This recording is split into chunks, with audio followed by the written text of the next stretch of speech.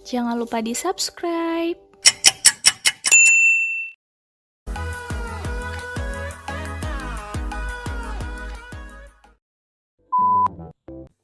Assalamualaikum. Di video kali ini aku ingin bahas tentang mastitis dan abses payudara. Nah, nggak usah berlama-lama lagi, langsung aja yuk kita ke videonya. Sebelumnya, pasti banyak banget di antara kalian yang belum tahu antara mastitis dan abses payudara. Nah, kali ini aku ingin jelasin satu-satu ke kalian biar kalian tuh tahu apa itu mastitis dan apa itu abses payudara.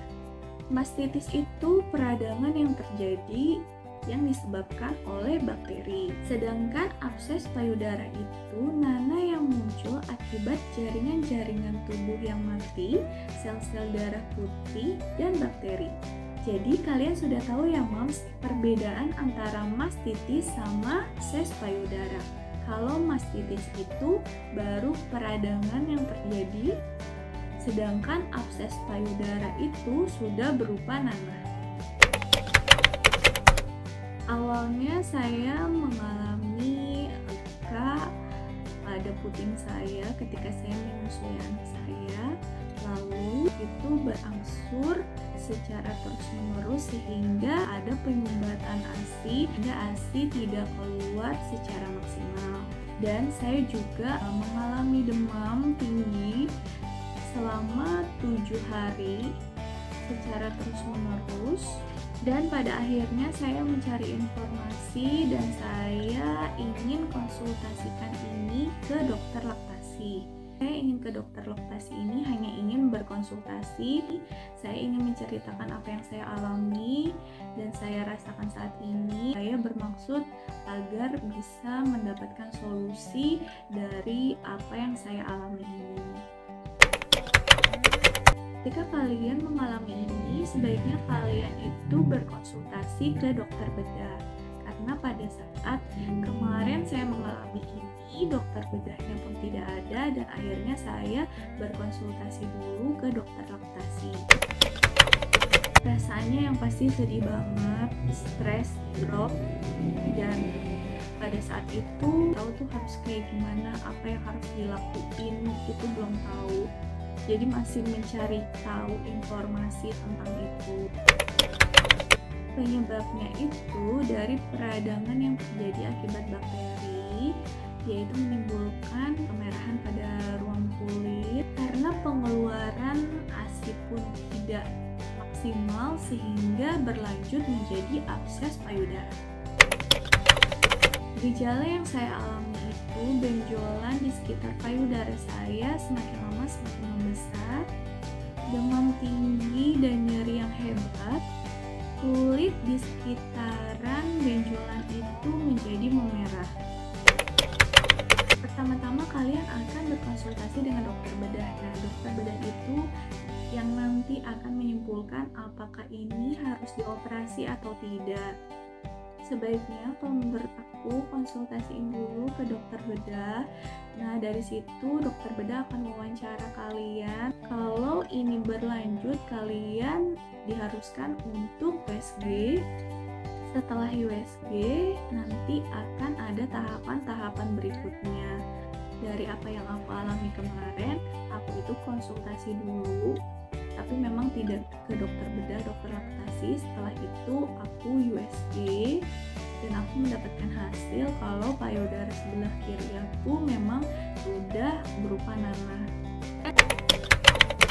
Aku mau kasih tahu ke kalian tentang hasil pemeriksaan dari payudara kiri aku. Ini kalian bisa lihat sendiri hasil USG-nya. Ya, nggak begitu kelihatan. Tapi nggak apa-apa, aku kasih lihat ke kalian.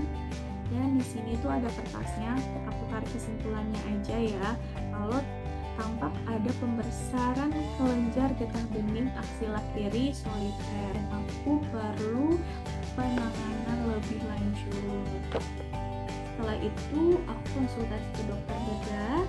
Setelah aku berkonsultasi dengan dokter bedah dan dokter bedah menyarankan aku untuk rawat jalan selama 2 minggu dengan catatan dia memberikan obat dan obatnya itu harus diminum setiap hari. Dan yang paling penting itu untuk mengkosongkan payudara yang sedang mengalami radang terkena abses payudara itu.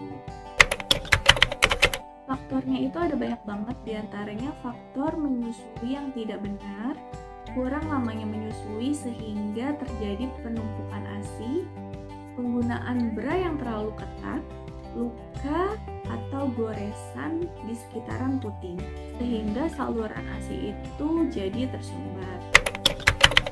Pencegahannya itu membersihkan puting sebelum atau sesudah menyusui bergantian antara payudara kiri dan kanan. Untuk mencegah pembekakan ini berlanjut, sebaiknya kalian itu mengkosongkan payudara antara kiri dan kanan dengan cara memompanya. Gunakan teknik menyusui dengan cara yang benar.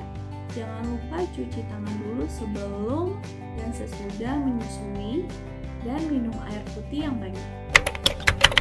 Kalian bisa mengkompres payudara kalian dengan air hangat secara bergantian selama 15 menit sebelum kalian memompanya.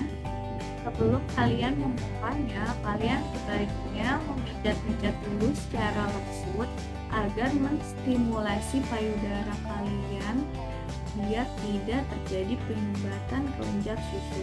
Sebaiknya setelah kalian menyusui, lebih baik kalian memompanya kembali biar tidak ada yang tersisa. Jika salah satu payudara kalian terkena infeksi, sebaiknya kalian menyusui ke payudara yang sehat. Dan payudara yang terinfeksi itu lebih baik untuk kalian pompa, dan air susunya lebih baik kalau menurut aku untuk dibuang.